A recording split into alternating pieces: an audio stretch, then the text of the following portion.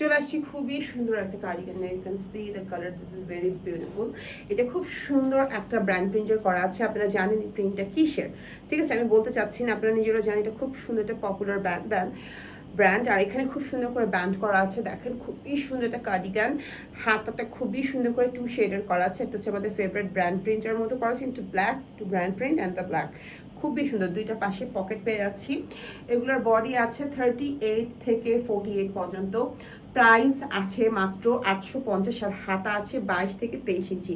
এগুলো লম্বাও কিন্তু আছে 37-38 ইঞ্চি, ঠিক আছে?